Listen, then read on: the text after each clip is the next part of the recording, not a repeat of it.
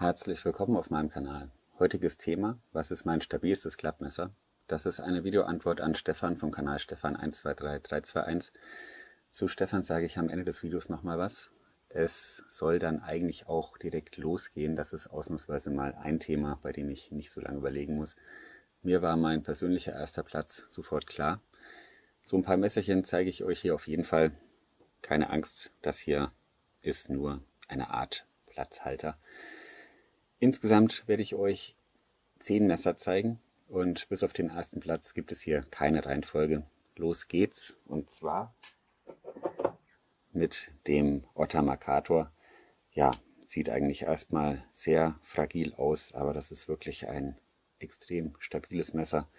Gefalteter Stahlgriff, Backlock, ja, absoluter Klassiker und nahezu unzerstörbar. Tolles Messer. Als nächstes das Lansky World Legal. Das ist in Anführungszeichen nur ein Slipjoint, aber das ist dann wohl auch die einzige Schwachstelle, wenn man das überhaupt so nennen kann. Dieses Teil ist absolut verwindungssteif. Wir haben sehr, sehr dicke Liner. Das Design ist polarisierend. Es ist wirklich ein krasses Messer und extrem stabil. Also jeder, der es schon mal in Händen hielt, weiß, was ich meine. Ja, ich glaube, das Gefährlichste an dem Messer ist dann auch das Einklappen. Wirklich richtig tolles Messer. War auch mal unter meinen Top 5 Budget-Empfehlungen im 42A-Bereich. Dann als nächstes ein Klassiker erneut, das BAK 112. Extrem stabile Konstruktion, Backlock. Ja, die Schwächen hat dieses Messer vielleicht hier im Bereich der Spitze. Ansonsten ein Top-Messer und ja, wirklich extrem stabil ausgeführt. Dann, ja, das ist jetzt ein Messer, das habe ich, glaube ich, so noch nie gezeigt. Das wollte ich immer unbedingt haben und seitdem liegt es eigentlich nur ungenutzt rum. Stabil ist es aber definitiv. Das ist hier das Böker Manado Bullseye Grip. Wir haben einen sehr stabil ausgeführten Titangriff, dann ein Framelock. Das Gewicht liegt hier bei etwa 200 Gramm, also wirklich gewaltig. Und wenn man sich hier diese Klingenwurzel mal anschaut, die geht hier in etwa 3 cm ins Heft. Also das sieht man wirklich selten. Ja, also stabil ist das Teil auf jeden Fall. Es entspricht leider überhaupt nicht mehr meinem Geschmack, wird mich wahrscheinlich auch irgendwann verlassen, aber es ist wirklich ein interessantes Messer gewesen für mich. Ja, ich mache hier nochmal ein bisschen Platz. Als nächstes kommt das Cold Steel Range Boss. Ja, das hat den Dryad Lock. Auch dieses Messer sieht man vielleicht, ja, wie soll man sagen, man sieht ihm nicht direkt an, dass es so stabil ist. Wirkt auch erstmal sehr fragil, aber es ist extrem robust. Also wir haben hier auch so einen Zytellgriff und ja, man glaubt es nicht. Also es ist wirklich verwindungssteif. Es ist, ja, über den Lock brauchen wir sowieso nicht reden. Also da gibt es keine Zweifel. Der Lock ist wohl mit das beste System auf dem Markt. Aber dieses Messer ist wirklich eine stabile Sache. Dann das Gerber 600. Sieht man sehr selten. Ein Mittellockmesser. Auch hier eine extrem verwindungssteife Kunststoffkonstruktion. Ja, ich schätze mal, das dürfte FAN sein, ganz sicher bin ich mir da nicht. Über das Messer findet man gar nicht so viel, aber das ist sehr, sehr solide konstruiert. Also hier wackelt nichts und auch seitlich hat man hier überhaupt kein Spiel. Wirklich gut gemacht. Ja, auf jeden Fall eins der besseren Gerber. Dann als nächstes jetzt doch noch ein Opinel, und zwar das Opinel Explore. Ja, Größe 12, Viroblock und vielleicht eins der seltsamsten Messer, die ich besitze.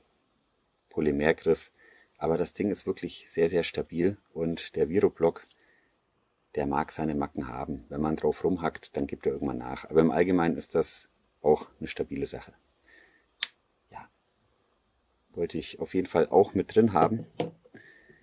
Oh, das ist so groß, das passt hier fast nicht hin. Sekunde. So, dann das nächste aus meiner taktischen Phase, kann man sagen.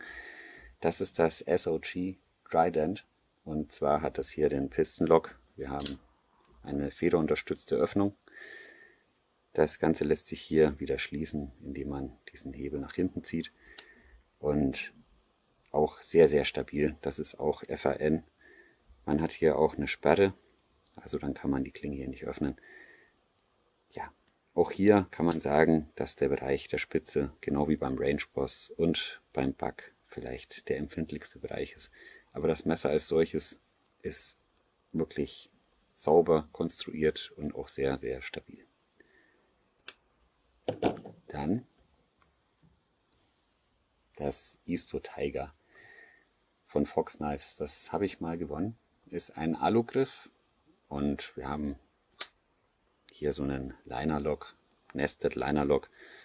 Auch wirklich extrem stabil. Auch hier sitzt die Klingenwurzel in etwa 3 cm im Heft. Also hier wackelt nichts. Der Lock sitzt sauber. Ist auch wirklich sehr stabil. Jetzt kommt für mich die unbestrittene Nummer 1. Also ich habe wirklich nichts Stabileres gefunden. Moment, ich werfe hier gerade alles um. Ja, das ist das Sleipnir von Midgards Messer. Wir haben einen Titangriff. Der ist schon mal extrem stabil ausgeführt. Also man sieht auch, wie viel Material hier verarbeitet wurde. Dann haben wir hier einen Framelock. Und Framelock ist für mich nach dem Backlock und dem Dryad Lock so ziemlich das sicherste, was es gibt. Also wenn man hier mit dem Ding arbeitet, dann hat man ja im Normalfall die Hand auf dem Framelock drauf und dann kann auch nichts passieren. Ist wirklich ein brachiales Messer, kann man nicht anders sagen. Es ist sehr schwer. Wir haben hier 230 Gramm in etwa. Es polarisiert halt auch extrem. Es hat ein sehr ungewöhnliches Design. Ja, auch dieses Messer habe ich mal gewonnen, muss man dazu sagen. Das war mal ein Pass-Around. Das wurde vom Outdoor Heinz und von Dirk Hofmeister organisiert. Und ja, ich wurde eben als Gewinner gezogen. Ein wirklich tolles und ungewöhnliches Messer. Und ja, eben das stabilste Messer, was ich zu Hause habe. Also mein Platz 1. Ja, das war es eigentlich schon. Das war meine VA an Stefan. Jetzt noch ein paar Worte zu Stefan und seinem Kanal.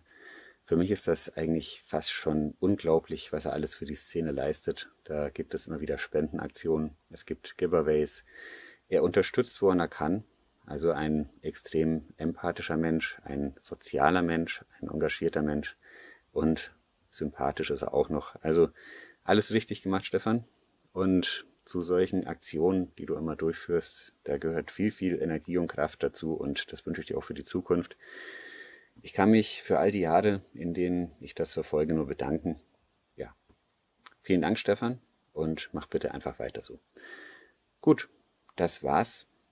Danke für eure Aufmerksamkeit. Ich wünsche euch alles Gute. Bleibt gesund. Bis zum nächsten Mal.